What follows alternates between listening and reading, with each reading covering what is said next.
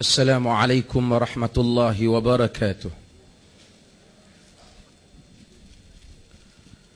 الحمد لله نحمده ونستعينه ونستغفره ونعوذ بالله من شرور أنفسنا ومن سيئات أعمالنا.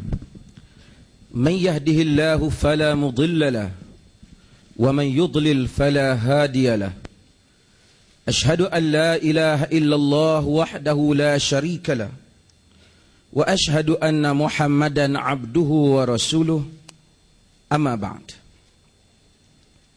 Muslimin dan muslimat, saya akan membentangkan pada dua sesi kerana pembentangan ini mungkin mengambil masa yang agak panjang. Jadi seolah-olah dia dua kertas kerja. Saya akan berehat lebih kurang 5 minit setelah kertas pembentangan yang pertama untuk kita ambil nafas, tengok balik, dan kemudian insya-Allah kita akan sambung yang berikutnya. Secara umumnya pembentangan ini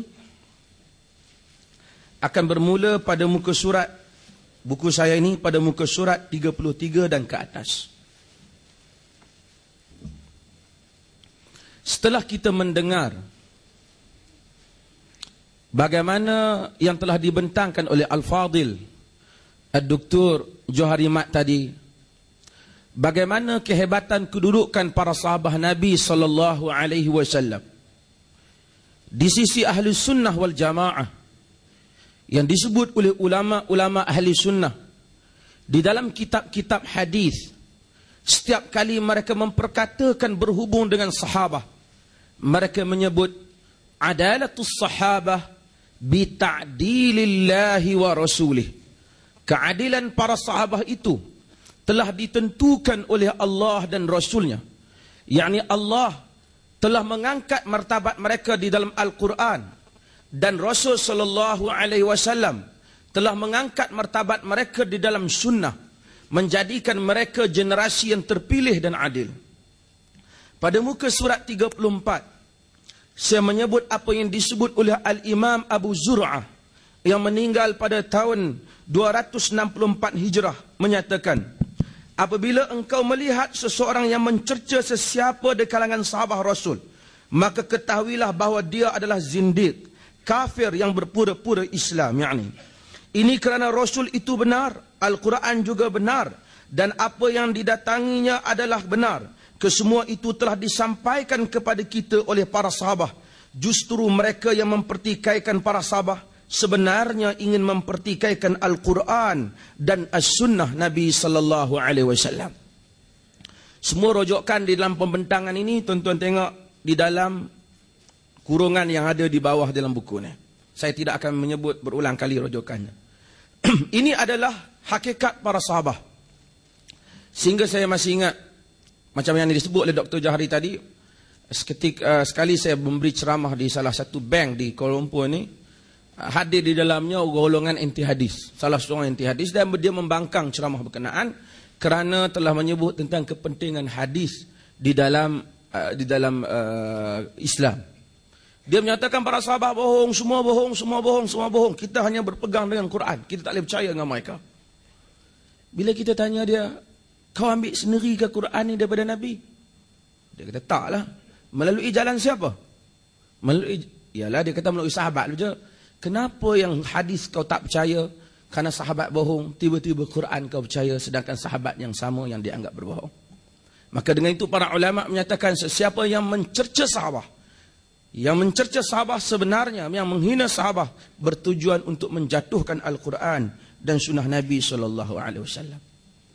Namun yang menjadi masalah, watak yang begitu indah yang digambarkan oleh Al-Quran dan sunnah mengenai sahabat ini tiba-tiba menjadi agak kabur apabila kita membaca buku-buku sejarah.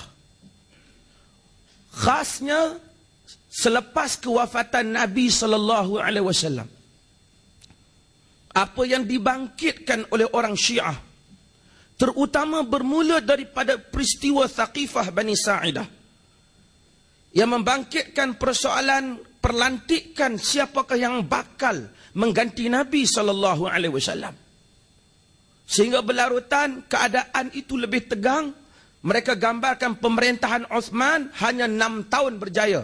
6 tahun yang berikutnya pemerintahan itu teruk. Dia telah menjadikan pemerintahannya dikuasai oleh kroni-kroninya, adik-beradiknya, jawatan dalam kerajaan. Semuanya diberikan kepada suku sakatnya. Sehingga mencetuskan kebangkitan orang menentang Osman. Sehingga membawa kepada pembunuhan Osman. Selepas daripada itu, membawa kepada berlakunya peperangan Jamal. Rentetan daripada pembunuhan Osman. Yang mencemarkan sebahagian sejarah dan lidah orang Islam sendiri. Telah mencerca Aisyah radhiyallahu anha, Az-Zubair ibn al-Awwam dan Talhah bin Ubaidillah. Mereka yang terlibat di dalam peperangan ini. Sedangkan semua individu-individu ini dijamin oleh Rasulullah sallallahu alaihi wasallam sebagai ahli syurga.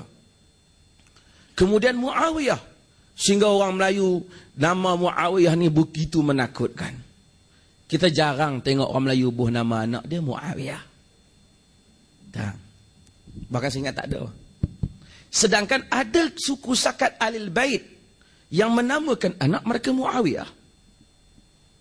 Kaum keluarga Nabi selepas daripada semasa zaman kerajaan Bani Umayyah menamakan anak mereka Muawiyah, tanda mereka tidak membenci nama Muawiyah. Mengapa watak begitu buruk akhirnya? Kita kata Quran ada. Alhamdulillah kita yang terima Quran dan sunnah ada. Tapi orang akan bertanya, ini buku cerita, ini cerita-cerita yang kita baca. Ini sahabat berperang. Ini membunuh antara satu sama lain. Dua watak yang tak seiras ini, yang mana yang wajar kita terima? Yang mana yang sebenar?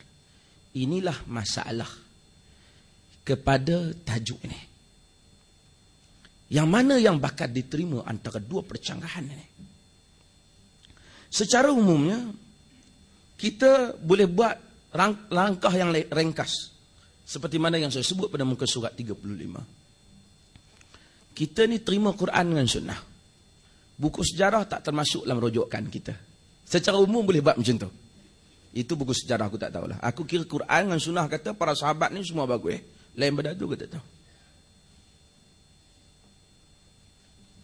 Di satu sudut mungkin kita boleh selesaikan masalah tu. Tapi kita tahu tak semua orang yang kuat iman dia. Tak semua orang yang kata, iyalah, sekarang ni mungkin mereka baik masa zaman Nabi saja. Dan berbagai persoalan akan timbul. Maka kita buat langkah yang berikutnya. Langkah yang berikutnya ialah langkah yang disuruh oleh Allah di dalam Al-Quran. Ya ayyuhalladzina amanu in ja'akum fasiqun binaba'in fatabayyanu an tusibu qauman bijahalatin fatusbihu ala ma fa'altum nadimin. Maksudnya, wahai orang-orang yang beriman, apabila datang kepada kamu orang fasik membawa sesuatu berita, orang fasik membawa satu berita, fatabayyanu ay fatathabbatu, kata Ibnu Mas'ud. Selidikilah dia. Dibimbangi kamu menimpakan satu musibah kepada satu kaum dalam keadaan kamu tidak mengetahuinya, nanti kamu akan menyesal di atas apa yang kamu lakukan. Sekarang para sahabat radhiyallahu an, kita tak tengok apa yang berlaku pada zaman mereka yang membabitkan peristiwa-peristiwa yang menumpahkan darah di antara satu sama lain ini. Kita tak tengok. Orang yang menulis buku pun tak tengok. Bahkan kita ambil sampai penghujung. Al-Imam At-Tabari yang meninggal pada tahun 310 Hijrah. Dia pun tak tengok. Kerana tarikh Tabari inilah rujukan yang terbesar di dalam sejarah para sahabat ini. Dia sendiri tak tengok. Peristiwa ini berlaku pada zaman sahabat. Bahkan Tabari bukan di kalangan tabi'in. Saya sebut di sini